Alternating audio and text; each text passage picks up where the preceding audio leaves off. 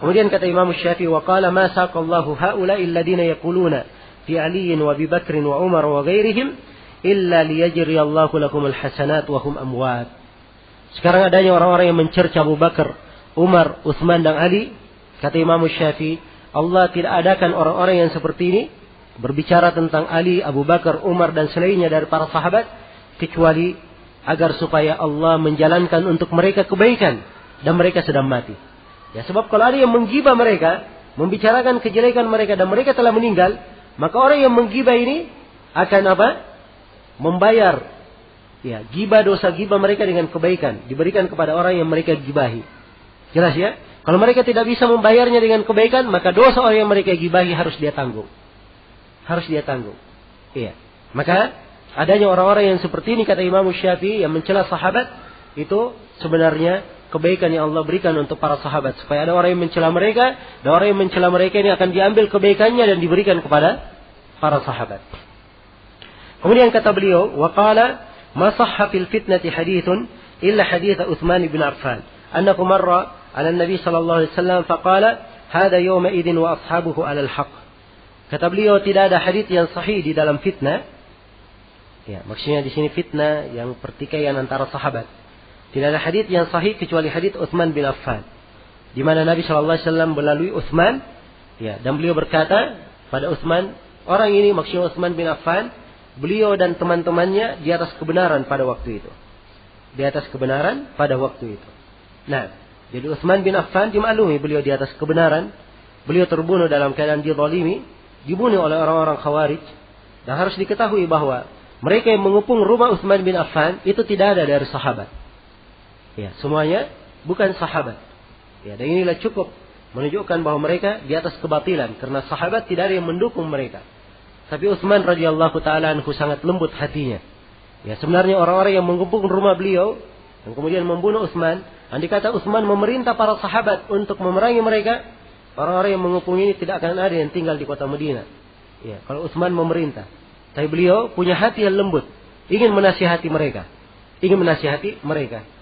Dan itu adalah ijtihad beliau radhiyallahu taala anhu sehingga akhirnya beliau ya dibunuh secara zalim oleh orang-orang Khawarij itu. Dan orang-orang Khawarij inilah yang memiliki pemikiran yang tidak baik terhadap penguasa hingga hari ini.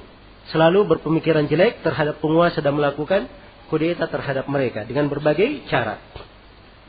Baik, kemudian kata Imam Syafi'i rahimahullah, wa kana yakrahu as-salata khalfal qadari. Ya. Dan masih kelanjutan ya dari nukilan Al-Barzanji adalah Imam Syafi'i rahimahullah, beliau membenci salat di belakang orang-orang Qadariyah. Ya. Kalimat membenci kalau di makruh di ulama dahulu itu bermakna haram, tidak boleh salat di belakangnya. Ya. Harus diketahui ya bahwa Qadariyah dua macam. Ada Qadariyah ekstrim, ini sudah kita terangkan ya, yang ekstrim itu dianggap kafir oleh ulama karena mereka mengingkari ilmu Allah subhanahu wa ta'ala. Yang kedua ada Qadariyah sedang-sedang. Ini tidak dikafirkan. Kalau Qadariyah ekstrim, tidak boleh sholat di belakangnya. Kenapa? Sebab dia bukan muslim. Iya kan? Tapi kalau Qadariyahnya sedang-sedang, itu artinya dia berbuat bid'ah. Dan boleh sholat di belakang ahlul bid'ah, sholatnya syah. Walaupun kalau ada imam yang lain, lebih bagus dia sholat sama imam yang lain yang tidak ada apa? Tidak ada bid'ahnya. Jelas ya? Baik. Ini rincian di dalam permasalahan sholat di belakang orang-orang Qadariyah. Kemudian kata Imam Syafi'i, kata Al-Barzanji menukil dari Imam Syafi'i, wa kana idza dzakara ar-rafidha abahum ashadd al-'aib wa yaqulu ar-rafidha asharru isabah wa yaqulu lam ara ashhada biz-zur min ar-rafidha. Dan Imam Syafi'i kalau disebutkan kepada beliau orang Syiah Rafidhah, beliau mencela Syiah Rafidhah dengan celaan yang sangat besar. Sampai Imam Syafi'i berkata bahwa kelompok Syiah Rafidhah ini adalah kelompok yang paling jelek. Kelompok yang paling jelek. Dan Imam Syafi'i berkata, saya tidak pernah melihat ada kelompok yang lebih banyak kedustaannya daripada orang-orang Syiah Rafidhah. Iya. Ini diantara sikap Imam Syafi'i. Dan dimaklumi bahwa seluruh para a'immah semuanya mencela dan membenci kelompok Syiah Rafidhah ini. Sebab mereka mengkafirkan para sahabat, penuh dengan kedustaan. Mereka mengatakan Al-Quran yang kita baca ini kurang. Ya, Al-Quran yang kita baca apa? Kurang. Ya. Dan mereka berkata nanti di hari kiamat, sebelum hari kebangkitan, Ali bin Abi Thalib dan Ahlul Bait akan bangkit. Abu Bakar dan Umar semuanya akan dibangkitkan, kemudian akan disiksa oleh Ahlul Bait. Ya. Dan banyak lagi dari keyakinan rusak mereka. Yang sebenarnya orang-orang Syiah ini mengambil keyakinan mereka dari orang-orang Yahudi. Ya. Mengambil keyakinannya dari siapa? Orang-orang Yahudi. Karena memang pencetus agama Syiah adalah seorang yang bernama Abdullah bin Saba. Dia adalah orang Yahudi pura-pura masuk Islam. Orang Yahudi pura-pura masuk Islam. Jelas ya? Hingga hari ini masih mereka katakan bahwa Al-Quran kita kurang. Iya. Bayangkan Al-Quran yang kita baca 30 juz, menurut mereka apa? Kurang. Al-Quran mereka katanya 3 kali lipat besarnya. Iya. Itu namanya Mushaf Fatimah. Ya. Dan ini pemahaman Syiah Rafidah, ini pemahaman yang kebanyakannya dipeluk oleh penduduk Iran. Iya. Mereka itu adalah berpemahaman Syiah Rafidah. Ya, tapi yang menjadi masalah sekarang layar-layar televisi banyak mengekspos kegiatan mereka di 10 Muharram. Ya, seakan-akan itu adalah hal yang ada manfaatnya bagi manusia. Ya, mempertontonkan bagaimana agama Syiah Rafidah yang dicela oleh para ulama seperti Imam Syafi'i, Imam Malik, Imam Ahmad dan selainnya dari para ulama. Kemudian Imam Syafi'i di sini berbicara tentang masalah iman.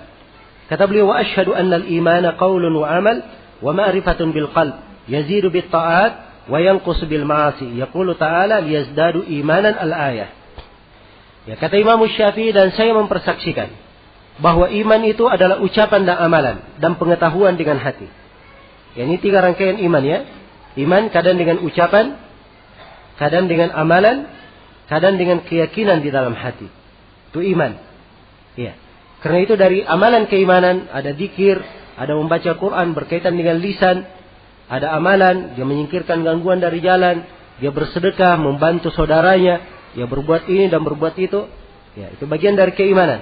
Ada amalan hati, ya, dia takut kepada Allah, mengharap, ya, bertawakal, ya, memohon pertolongan dan seterusnya dari amalan-amalan hati. Ini adalah semuanya dari keimanan. Kemudian iman itu kadang bertambah dan kadang berkurang.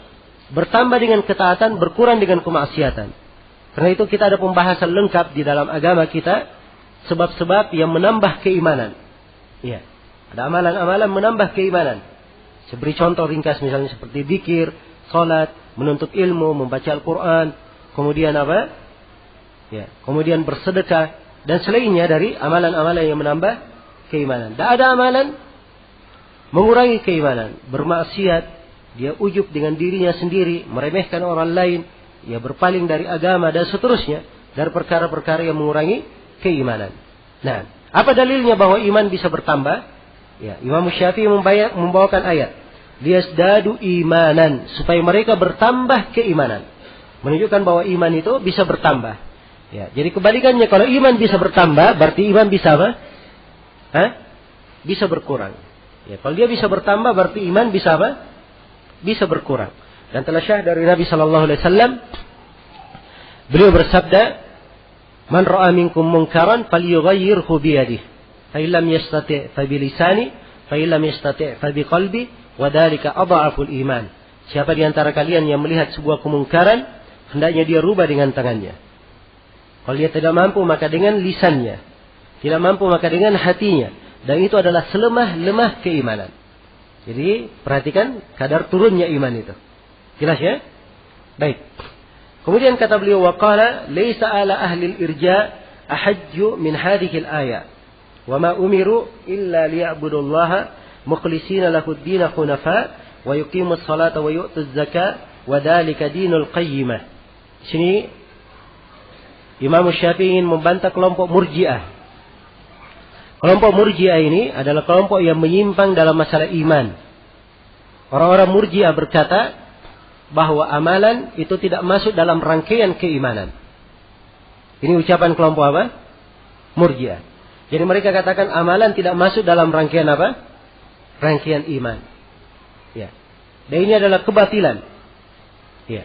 Imam Syafi'i mengatakan ayat yang paling kuat membantah mereka adalah firman Allah, wa ma umiru, tidaklah mereka diperintah illa liya'budullaha mukhlishina lahuddin, kecuali untuk beribadah kepada Allah dengan mengikhlaskan agama hanya untuknya. Wa yuqimus salata wa yu'tuz zakah. Menegakkan salat dan mengeluarkan zakat. Menegakkan salat, mengeluarkan zakat, ini amalan atau bukan? Semuanya amalan. Ya. Bersamaan dengan itu di akhir ayat dikatakan wadzalika dinul qayyimah. Itulah agama yang lurus. Jadi semuanya dianggap agama. Menunjukkan bahwa amalan adalah bagian dari apa? Bagian dari agama, bagian dari keimanan. Jelas ya? Ya. Selesai sudah pembahasan tentang iman. Kemudian kata Imam Syafi'i, wa a'taqidu qalbi ala ma dhahara ala lisani wa la ashukku fi imani. Kata Imam Syafi'i, ya. Kata beliau, wa a'taqada qalbi ala ma dhahara ala lisani. Ya, kata beliau, dan keyakinan hatiku adalah apa yang nampak di lisanku. Ya, jadi kalau beliau berbicara, itulah yang ada di dalam hatinya. Sama. Tidak ada yang disembunyikan. Kata Imam Syafi'i, wa la ashukku fi imani. Dan saya tidak pernah ragu pada imanku. Ya, seorang itu tidak ragu dalam iman. So, kalau dia ragu pada imannya itu adalah orang yang belum beriman namanya. Ya, tidak boleh dia ragu dalam keimanan. Dia harus yakin dengan keimanannya. Kata Imam Syafi'i, dan aku berkata beberapa bait syair, syahidtu anna Allah la rabba ghairuhu. Ya. Wa ashhadu anna al-ba'tha haqqun wa ukhlisu wa anna ural imana qawlun mubinun wa fi'lun zakiyin qad yazidu wa yanqusu. Kata Imam Syafi'i, saya mempersaksikan bahwa Allah adalah sembahan Rabb, tidak ada sembahan yang disembah selainnya. Ya, tidak ada sembahan yang disembah kecuali Dia. Dan saya mempersaksikan bahwa hari kebangkitan adalah hak, benar akan terjadi. Wa ukhlisu, dan saya ikhlas dalam hal ini mempersaksikan. Sesungguhnya ikatan-ikatan keimanan itu kadang dengan ucapan yang jelas, kadang dengan perbuatan yang bersih. Jadi beliau ingin tekankan bahwa iman itu dengan ucapan dan amalan. Ucapan ada dua, ucapan lisan dan ucapan hati. Ya, amalan ada dua, ada amalan anggota tubuh dan ada amalan apa? Amalan hati. Ya, jadi ini sama saja dengan bahasa beliau yang pertama, bahwa iman, ucapan, amalan dan apa? Pengetahuan hati. Tidak ada bedanya, sama. Kata beliau, qad yazidu wa yanqus. Iman itu kadang berkurang dan kadang bertambah. Iya. Beberapa bait syair sebagiannya sudah berlalu. Kemudian kata Imam Syafi'i rahimahullah, qala, dan ini penutup, Imam Syafi'i berkata, wal imanu bihadza kullihi haqqun, faman taraka min hadza syai'an fahuwa mukhalifun li kitabillahi wa sunnati Rasulillah sallallahu alaihi wasallam. Ya, kita wajib beriman kepada seluruh hal ini. Siapa yang meninggalkan sesuatu dari hal ini, maka dia telah menyelisihi kitab Allah dan menyelisihi sunnah Rasulullah sallallahu alaihi wasallam. Fattaqullaha haqqa tuqatih wa la tamutunna illa wa antum muslimun. Bertakwalah kalian kepada Allah dengan sebenar-benar takwa, dan janganlah kalian mati kecuali kalian itu dalam keadaan orang yang berislam. Fa innaha wasiyatullahi fil awwalin wal akhirin. Karena takwa itu adalah wasiat Allah kepada manusia yang paling awal dan manusia yang paling akhir. Ini ayatnya dalam Al-Quran. Walaqad wassayna alladziina utul kitaba min qablikum wa iyyakum an ittaqullah. Sungguh kami telah wasiatkan kepada ahlul kitab sebelum kalian, dan juga kami wasiatkan kepada kalian, hendaknya kalian bertakwa kepada Allah. Dan kata Imam Syafi'i, wa may yattaqillaha yaj'al lahu makhrajan wa yarzuquhu min haitsu la yahtasib. Barang siapa yang bertakwa kepada Allah, maka Allah akan adakan untuknya jalan keluar, dan dia akan diberi rezeki dari arah yang tidak pernah dia sangka. Fattaqullaha mastata'tum. Bertakwalah kalian kepada Allah sesuai dengan kemampuan kalian. Alaihi ahya wa alaihi amut. Di atas akidah ini aku hidup, dan di atasnya aku akan mati. Wa alaihi uba'atu insyaallah. Dan di atas ini insyaallah aku akan dibangkitkan. Ini ucapan-ucapan orang yang betul-betul yakin akan agamanya. Saya akan mati di atasnya, hidup di atasnya, tidak ada keraguan. Ya, tidak ada keraguan. Ya. Dan inilah akidah yang diterangkan oleh Imam Asy-Syafi'i rahimahullah, keyakinan yang sangat indah, yang betul-betul mewarnakan bagaimana Islam itu yang dibawa oleh Rasulullah sallallahu alaihi wasallam dan disepakati oleh para sahabat dan para imam di dalam agama setelah mereka. Ya, selesai ya pembahasan dari buku ini yang ditulis oleh Al-Barzanji. Saya bermohon kepada Allah Subhanahu wa taala, semoga apa yang kita dengarkan dan apa yang kita kaji pada buku ini ada manfaatnya untuk kita semua, bisa menjadi pencerahan yang indah untuk keagamaan kita insyaallah taala. Ini pertanyaan banyak sekali ya, waktunya ya, sisa sedikit. Nah, sekarang tidak ada lagi menulis pertanyaan. Ini saya sudah habis untuk dijawab.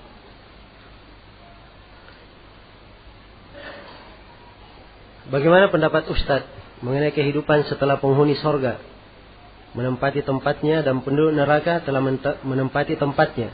Apakah setelah itu Allah akan menjadikan kehidupan yang baru atau dicukupkan sampai situ saja? Ya, ini pertanyaan tidak paham ya materi yang disampaikan. Ya. Orang yang masuk dalam sorga itu kekal di dalam sorga selama-lamanya. Ya. Orang yang berada di dalam neraka, kalau dia sudah merupakan penghuni neraka asli, pasti dia kekal di dalam neraka. Jelas ya? Kekal di dalam neraka. Tidak ada kehidupan baru, itulah kehidupan mereka selama-lamanya. Nah, Allah menghendaki mereka kekal. Karena itu dikatakan penduduk sorga khalidina fiha abada. Mereka kekal di dalamnya selama-lamanya. Untuk penduduk neraka juga, orang-orang kafir dikatakan khalidina fiha abada. Mereka kekal selama-lamanya. Apakah pada hari kiamat nanti neraka dan sorga juga ikut hancur? Jawabannya tidak ya. Ya, sorga dan neraka itu diciptakan untuk kekal. Diciptakan untuk kekal. Nah, ada 8 dari makhluk. Ya, ada 8 dari makhluk itu diciptakan untuk kekal. Ya, kata Suyuti dalam 2 bait syair, "Thamaniyatun minal khalqi hukmul baqa'i ya ummuha."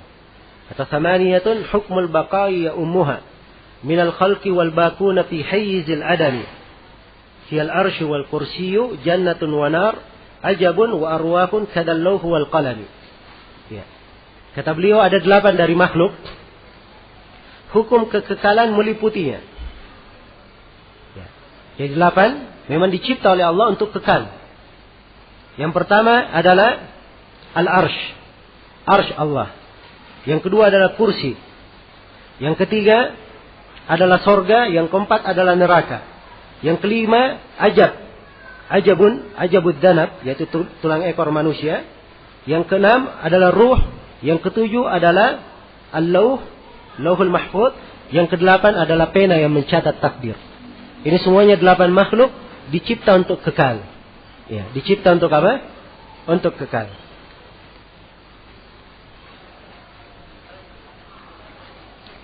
Ya, bagaimana tanggapan Ustaz tentang sekolah-sekolah saat ini yang menyebut nama-nama Allah Asmaul Husna dengan lantunan yang bernada? Yang semua itu semata-mata agar anak hafal dan tahu nama-nama Allah tersebut. Ya, kalau di lantunannya wajar biasa, ya, hanya sekedar untuk memudahkan membaca dan memudahkan menghafal, insyaallah taala tidak apa-apa. Tapi kalau lantunannya dengan irama musik atau dengan hal yang takalluf, ini tidak diperbolehkan. Tidak diperbolehkan. Ya, sebab tidak boleh bermain-main dengan Asmaul Husna. Ya. Dengan nama-nama Allah yang dibaca ini nama-nama Allah. Kemudian hendaknya diketahui bahwa Asmaul Husna itu bukan sekedar dihafal saja. Harus diketahui apa maknanya, itu yang paling penting. Ya, diketahui apa maknanya, apa kandungannya, dan kita mengambil pengaruh-pengaruh keimanan darinya. Iya. Baik, ini ada banyak pertanyaan ya di luar materi.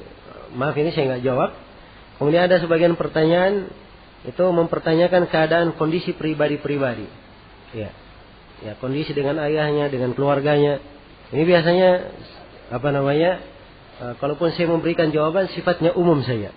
Ya, dan sekarang ini bukan waktunya saya menjawab. Saya hanya menjawab pertanyaan-pertanyaan sesuai dengan waktu.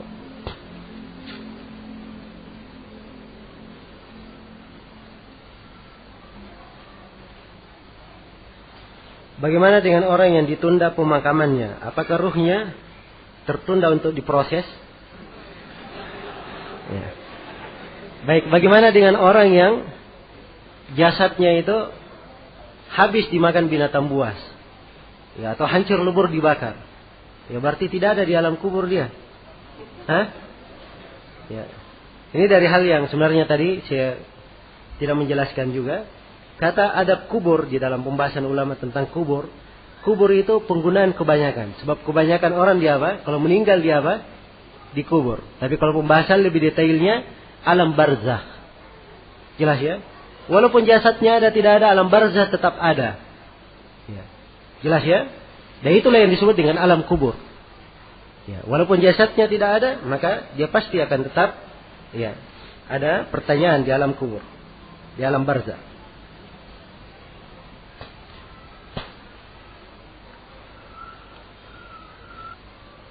Ya, ini ada yang bertanya tentang penyebutan mereka yang menyimpang dalam pembahasan akidah. Sekali lagi bukan tidak bisa diterangkan, cuma ini sifatnya pembahasan dasar dan waktu kita juga sempit sebagaimana dimaklumi. Saya hanya menerangkan pokok-pokok dan dasar. Adapun meluas bukan waktunya sekarang untuk meluas ya. Insyaallah di waktu lain. Ya, kalau ada kesempatan yang lain insyaallah kita terangkan. Bagaimana akidah seorang mukmin di tengah-tengah masyarakat yang di segala aspek kehidupannya banyak maksiat? Khususnya kita sebagai penuntut ilmu yang baru belajar, terkadang timbul dalam diri sikap berlebih-lebihan. Karena semangat pada ilmu kita sedikit, padahal ilmu kita sedikit, terkadang bermudah-mudahan dalam amalan. Ini termasuk kendala ya, seorang di masa seperti ini. Ya, kita banyak melihat kemaksiatan, banyak melihat hal-hal yang tidak baik. Ya, bukan saja kemaksiatan, ada perbuatan-perbuatan yang mengarah kepada kesyirikan, ya bid'ah dan khurafat yang dilihat. Maka seluruh hal ini ya harusnya bagi seorang mukmin yang pertama dia selalu bertakwa kepada Allah sesuai dengan kemampuannya. Dia bertakwa kepada Allah sesuai dengan kemampuannya. Kemudian yang kedua, ya, dia menyibukkan dirinya dengan hal yang bermanfaat. Hal yang bermanfaat. Kemudian yang ketiga, dia lebih giat lagi untuk belajar dan menuntut ilmu. Sebab ilmu itu adalah benteng yang akan selalu menjaganya. Ya. Kemudian yang keempat, hendaknya dia banyak berdoa kepada Allah supaya dia dijaga dan hatinya dikuatkan di atas kebenaran.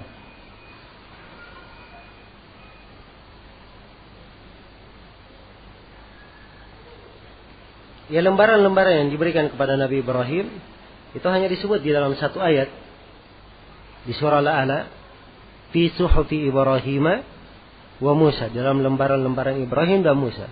Hanya disebut begitu, lembaran Ibrahim, yang tidak disebut dalam keterangan Al-Quran, dan saya tidak mengetahui ada dalam hadis yang merinci apa yang dimaksud dengan lembaran itu. Jadi asalnya kita imani sebagaimana yang diterangkan, dan mana lembaran-lembaran yang diberi kepada Nabi Ibrahim itu adalah hal yang dimaklumi dari sisi teks bahasa Arab ya, dimaklumi maknanya.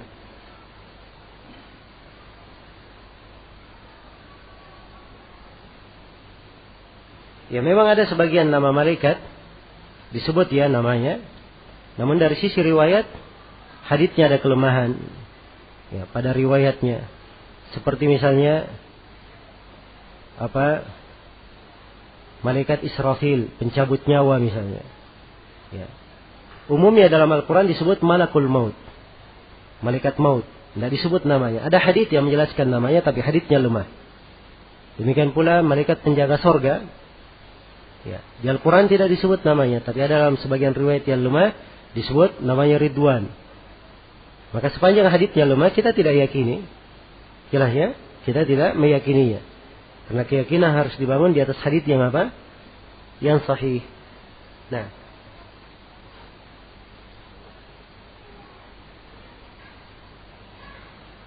ya, bagaimana dengan orang-orang yang hanya belajar dari buku-buku terjemahan dalam masalah akidah dan belajar dari dai-dai yang tidak jelas talaki, setelah itu jadi ustaz? Apakah ini membahayakan umat? Nah, ini pertanyaan saya mengkhawatirkan ya. Karena kadang ada yang bertanya seperti ini, dia bermasalah dengan orang lain. Ya. Dan terus terang saya tidak suka menjawab pertanyaan orang yang ingin ribut-ribut. Ya. Kalau dari sisi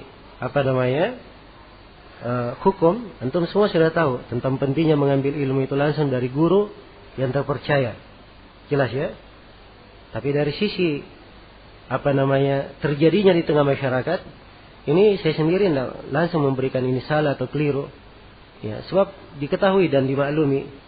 Ya, kadang ada orang punya banyak kesalahan, tapi ada yang lebih banyak lagi salahnya daripada itu. Kan begitu. Kira-kira yang saya ambil yang mana? Ada orang yang punya 10 kesalahan, yang sana punya 100. Kira-kira mending yang mana? Ya, mending yang 10 kan begitu. Ya. Nah, maka kadang dalam sebagian hal ya seseorang melihat kondisi dan keadaan. Karena itulah ya bagi setiap orang untuk selalu bertakwa kepada Allah dan mengambil ilmu itu dari jalurnya yang benar.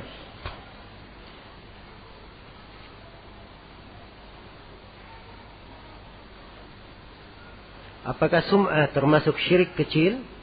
Bagaimana dengan riya? Ya riya itu adalah syirik kecil. Dan sum'ah itu dia ingin seperti kayak didengar. Dan itu bentuk juga, ada dari bentuk ingin dilihat, ingin didengar. Itu ada bentuk mirip dengan kesyirikan. Jelas ya? Sama dengan perbuatan kaum munafikin. Kalau mereka keluar untuk sholat, yura'unan nas, ingin dilihat oleh manusia. Ingin didengar apa yang dilakukan. Iya, menunjukkan ketidakikhlasan. Ya, berkumpul di dalam makna itu menunjukkan ketidakikhlasan.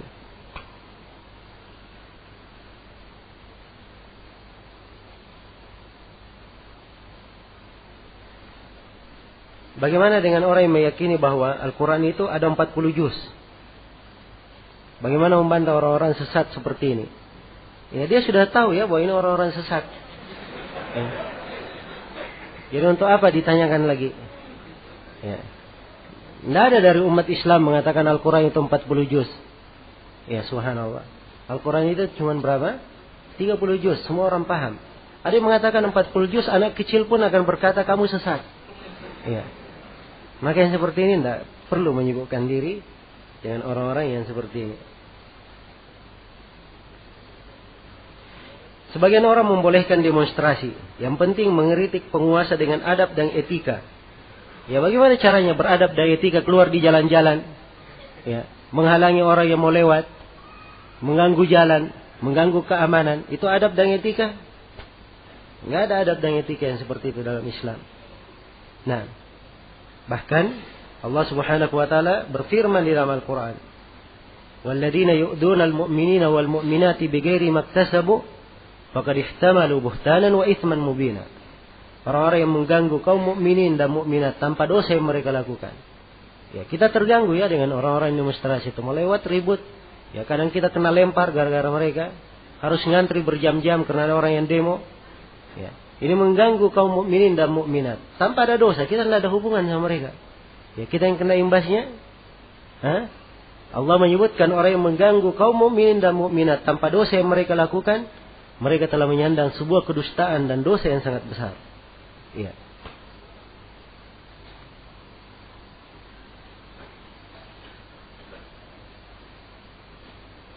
Saya mendengar seorang mengatakan bahwa kesalahan Imam Ahmad dalam sifat-sifat Allah bukan karena adanya dalil yang menyatakan semua Bani Adam itu melakukan kesalahan.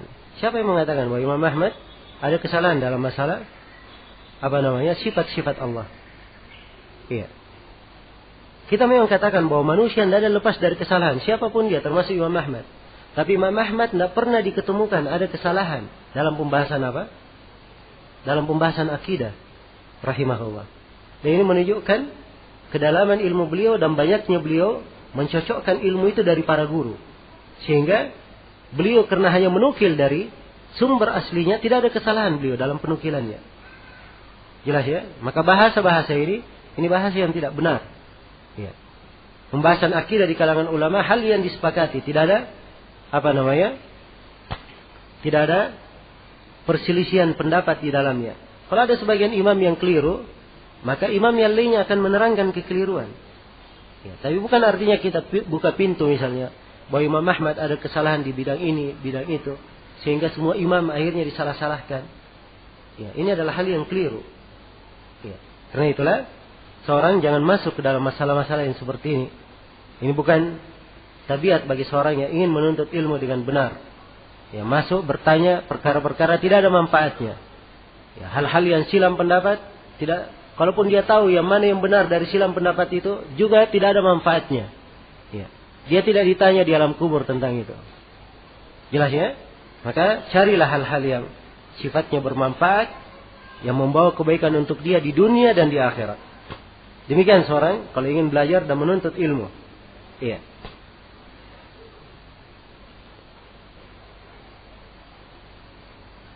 Tadi dijelaskan bahwa setiap yang dihisab maka dia akan diadab.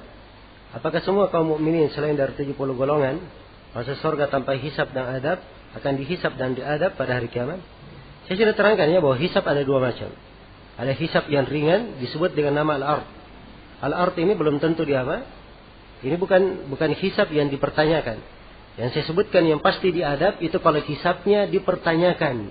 Dia didebat tentang hisabnya. Ini pasti kenapa? Kena siksaan. Adapun hisab yang sifatnya ard, ditampakkan bukunya, diperlihatkan catatannya, itu belum tentu dihisab. Ya. Di antara dalil yang menunjukkannya adalah hadits Ibnu Umar riwayat Bukhari dan Muslim. Didatangkan seorang lelaki pada hari kiamat, kemudian Allah mendekatkan bahunya kepada orang ini. Kemudian ia membisikkan catatan-catatan amalannya. Wahai hambaku, bukankah kamu melakukan ini dan ini dan ini? Disebutkan semua. Ia berkata, benar wahai Rabbku. Maka Allah berfirman, ini saya telah tutupi untuk engkau di dunia, maka pada hari ini pun saya tutupi untuk kamu. Diampuni dosa-dosa saya. Jelas ya? Ini bentuk ard. Hisab diperlihatkan hisabnya, tapi bentuknya ard, ditampakkan catatan. Nah,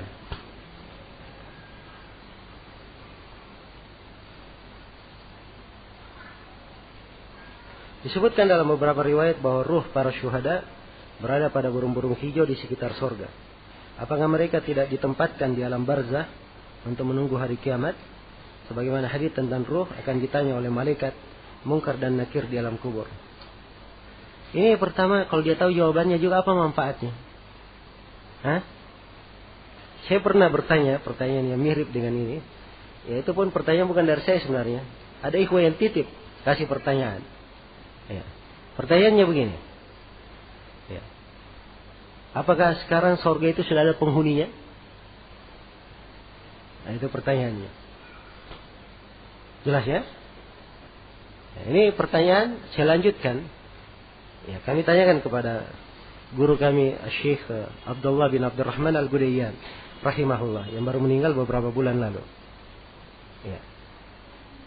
Saya tanyakan, ya Syekh, ada pertanyaan begini dan begini. Syekh bilang, kamu banyak zikir saja kepada Allah, bertasbih, bertahlil. Ya, tidak usah tanya hal-hal yang seperti itu. Ya. Jelas ya? Karena memang kadang masalah-masalah seperti ini, ada apa manfaatnya seorang tahu? Apakah menambah keimanannya? Dia menambah misalnya, dipertanyakan pada hari kiamat, ada pertanyaan di alam kuburnya. Ya, jelas ya? Hal yang seperti ini ada uraiannya memang, dibahas oleh para ulama. Yang kita tanyakan juga ke Syekh Abdul Al-Gudayyan, itu memang ada juga uraiannya di kalangan para ulama. Tapi tidak setiap hal seorang itu, apalagi dia masih awal-awal menuntut ilmu, terlalu banyak mempertanyakan perkara-perkara yang kadang pemahamannya sulit untuk sampai ke sana. Karena ilmu yang dia pelajari belum cukup, fondasinya belum kuat untuk bisa memahami seluruh permasalahan yang seperti ini. Nah,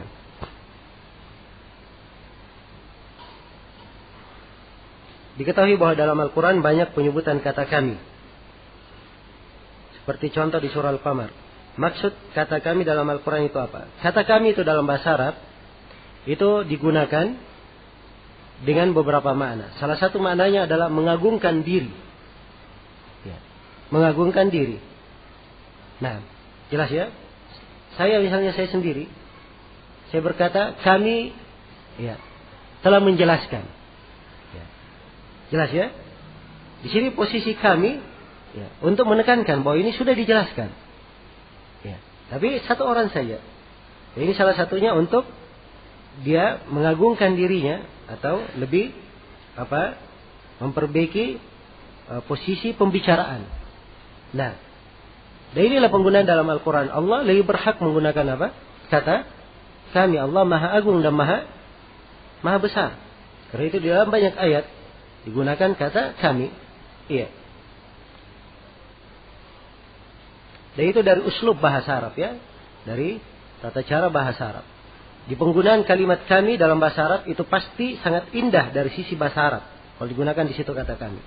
Kapan digunakan kata aku di tempat lain, maka itu pasti sangat indah dari sisi bahasa Arab, harus dipakai kata aku di situ. Jelas ya? Sebab Al-Quran semua lafadznya adalah mukjizat. Ya, adalah mukjizat dari kandungan bahasa dan maknanya.